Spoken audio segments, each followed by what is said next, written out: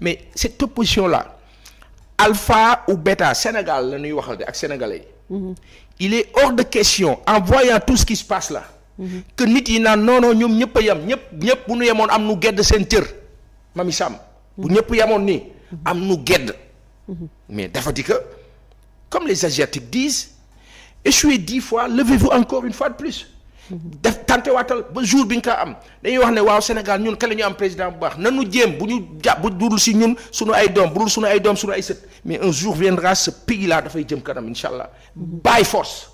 waaw léegi nag l'opposition ses failles Mamy Samb. waaw parlons-en justement des failles de l'opposition.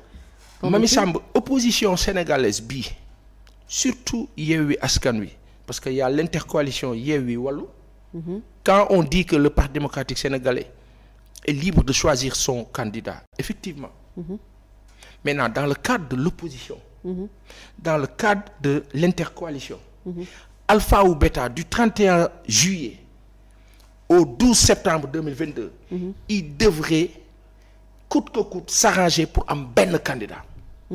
moo xam PDS nee na day am candidat Ahmed Aïdara nee na day nekk candidat.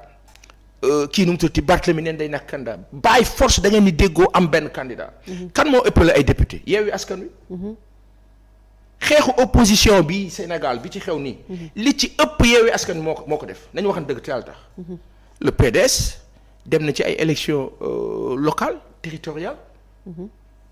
am moins que lu mu daan am. le PDS ñëwaat judduwaat ci législative yi. lu tax. parce que PDS dafa ànd ak Yewwi Askan Wi. mu nekk benn force loolu mooy dëgg. su ñu ñëwee nag ba ci période bi damay jàpp ni PDS doole bu mu munti am. te doole boobu wàññeeku woon ba ci local yi passé muy territorial yi. su ñëwaatee ci législative yi suqalikuwaat noyyiwaat c'est parce que y a une force qui s'appelle Yewwi Askan Wi loolu mooy dëgg. et cette force là bu ñëwee ba toll fii dara wala ko diluer. dañu war a waxtaan seen biir dem toog ak sanu maam Abdoulaye Wade waxanteeg moom si ay bët. déggoo vaille que vaille bu jaroon na sax di réunion këram. di réunion ak jabootam. ne leen lii moo mën a nekk lii ak lii ba nu déggoo. am benn candidat. ça c'est 2 ou 1. la troisième chose il y a beaucoup de gens qui m'ont interpellé sur le cas de Ahmed Aïdara beaucoup Mamy Samb munoo xam nu mu toll. waaw je pense que ñun ñëpp d'ailleurs on a subi la même chose. oui et à un niveau où y en a même ndeysaan ay nit xam nga nit am na loo xam ne mën nañ ko rafetlu yow waxal ak sa waa ji. Ahmed c'est un ami c'est un frère de longue date yàgg na du tey. du tey c'est pas Ahmed Aïdara c'est pas Sen TV c'est bien avant Youssou Ndour. ba bi mu may fekk si ci Youssou. donc les rapports sont sincères. et par principe sacro-saint de loyauté. du fii laay toog ci chaîne bii nga xam ni maak moom dañ cee nekk ay partenaires. may wax si moom négativement. il y a juste une chose boo xam ne peut-être à titre informatif. mooy d'accord ma ak Ahmed ci position. du tout chacun est libre nag de choisir. moom peut-être ak moom ci ban position. ci principe pas le fait de mu présenter wu non. comme candidat non légitimement il peut se présenter. Ahmed a le droit de dire dama bëgg a nekk candidat même yeneen députés yi ka mu neex nga ne dama bëgg a nekk candidat. les gens ont le droit. ça c'est un principe. maintenant sur la base de conférence des leaders ak la ñu waxante woon ca conférence des leaders. bu fekkee ñi yeneen leaders yëpp dañ leen bloqué mu des kenn. amaana il est légitimement mën na demander candidature. mais au-delà de la demande de candidature su ngeen demee ba si jëmmi jamono même bu dee la conférence des leaders yéex naa wax ne. diw la ñuy àndal. alpha ou bêta. da ngaa xool rek situation bi. bu ñëpp ne bàyyil nga ba. Ahmed toog na fii wax na ne waxtaan na ak Khalifa Ababacar Sall waxtaan na ak Ousmane Sonko donc ba mu waxtaan ak ñoom l'entendement que j'ai eu et qu'on a eu la dernière fois c'est effectivement ils vont s'accorder et que kilifa yooyu wax ne nag moom te moom am na kilifa te wax na ko. donc au-delà la persistance. man laa d'accordul. il est libre peut-être bu ñëwee toog fii. il va donner des explications yoo xam ne peut-être les gens vont comprendre on en a parlé en interne et tout. au-delà nag. loolu du changer nos affinités nos positions parce que loolu moment la ci vie day Bien continuer entendu. après on avance dañuy dem si leneen mais une chose est certaine il reste dans cette opposition là et il va s'activer par rapport à cette opposition te loolu mooy des ci biir Yewwi Askan Wi ba mu bokk continuer le combat loolu moo am solo mais juste dire que alpha ou bêta cette opposition là a intérêt à s'accorder à nekk benn ñu oublier il faut que les gens s'oublient il faut que nit yi nekk ci opposition bi fàtte seen ay avantages probables à venir. Et j'espère que ce qui est valable pour Ahmed Aïdara est valable pour les autres aussi, n'est-ce pas?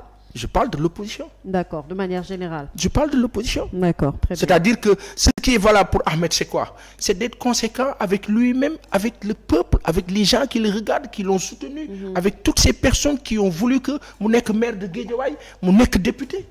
Ahmed est très jeune, il a le temps de voir venir. Donc li si des nag ku nekk sa magab bopp nga à xool ni nga doxalee ak la nga doxalee en assumant les responsabilités et les conséquences donc je pense que magum jëm la xam na fi mu jëm mais au-delà d'être maire et d'être député au-delà d'être Mamy Sam d'être Pa Assane la mu si mënti doon bàyyi xel nit yi di déglu muy man di yow di déglu ñun dañoo pas defee émission ñu Pa Assane tey non ça va pas da kaa nangu baa ko bañee këppu mais je pense que tey fi ñu toll opposition sénégalaise sénégalais yi dañ leen bàyyi xel am yaakaar si ñoom Mamy Samb te yaakaar boobu waruñu ko tas Macky Sall le président ak ñi mu àndal ils sont dans leur rôle ñoom ñu ngi déroulé de ak que noo am ful man li ma gën a neex ci président Macky Sall tey naa la ko wax tey naa la ko wax xam nga lu ma gën a neex ci président Macky Sall te loolu c'est un bel exemple li mu bëgg da see dox donc sénégalais yi li ñu bëgg dox leen li ngeen bëgg dox leen si Mamy Samb man fulla bi président Macky Sall am daf maa neex président Macky Sall li mu bëgg da see dox kon sénégalais yi dox leen si li ngeen bëgg waaw yow nag bu dee waa ji mu ngi dox si li mu bëgg yow doxoo si li nga bëgg moom mu dox si li mu bëgg rek ba am li mu bëgg donc tey ce qui se passe à l'Assemblée je suis hyper content moi et fier de cette opposition là sans prétention nag ak samay limite après quelqu'un m'a dit même hier ouais mais quand même sois au juste milieu dans tes analyses sois au juste milieu ma ne ko lan moo la juste milieu Mamy Samb mu ne non sois équilibré parce que quand tu dis les méfaits soi-disant le tort du pouvoir tu dois pouvoir dire le tort de l'opposition ma ne ko tort de opposition bi du weesu ñàkk ànd ak tamit il faut que sénégalais yi ñu xàmmee ñi ne ci biir opposition bi kuy dox ci sa intérêt nu bala te sénégalais yi am nañ fulla boobu de te laa baa doxee ci intérêt mbooloo mi nag nu ànd ak aw donc man dama jàpp ni xel mooy ànd ak mbooloo mi ci aw dëgg nag mbooloo mi tamit bu newul ci dëgg juum leeral ka ne ko lii moo xew lii moo la dëgg bi mbooloo mi comprendre mais Mamy Samb tey Sénégal toll nañ foo xam ni il faut que les gens prennent position parce que fi ñu dem dafa dangereux Vladimir Poutine il parle de changement tectonique